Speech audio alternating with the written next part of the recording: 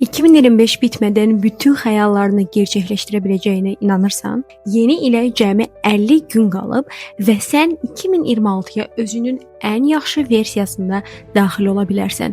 Bəs bunu necə edə bilərsən? Bu video axıra qədər bax və mən sənə öyrədəcəm. İlk öncə mənə nəyə görə inana bilərsiniz? Çünki bu ilin yazında 75 çətin gün adlı challenge-ı tamamlamışam. Bunun nə olduğunu bilmirsinizsə, bu highlight-a keçin və bundan sonra mənə inanacaqsınız və nəyə görə bunun işlədiyini də biləcəksiniz. İndi isə həyatımın təmiz fərqli bir mərhələsindəyəm və istəyirəm ki, siz də mənimlə birgə bu mərhələyə daxil olasınız. Bu dəfə bizim mərhələmizin və challenge-ımızın adı Winter Arc. Winter Arc Amerikan TikTokunda və Instagramında çox məşhur olan bir challenge-dir. Bunun normalda 90 gün ərzində edirlər oktyabrın 1-dən, amma yeni ilə 50 gün qaldığı üçün 50 günlük challenge elan edirəm. Winter Arc-ın məqsədi çox sadədir. Sakitliklə, amma özünün qürurla bitirmək. Bitməyən işləriniz varsa, yanvarda özünüzə verdiyiniz sözlərinizi hələ də yerinə yetirməmisinizsə, bu dəqiqə ən ideal vaxtdır.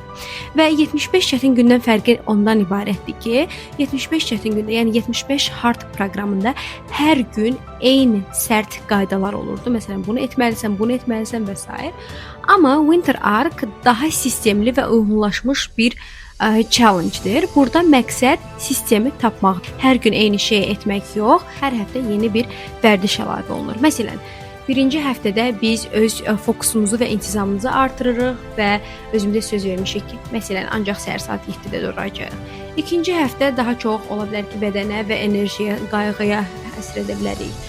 Üçüncü həftə məsələn, zehni rahatlıq, işdə bitirmədiyiniz işləriniz varsa, ofisdə bitirmədiyiniz işləriniz varsa, onu əlavə edirsiniz. Və bu gündən etibarən mən artıq başlayıram.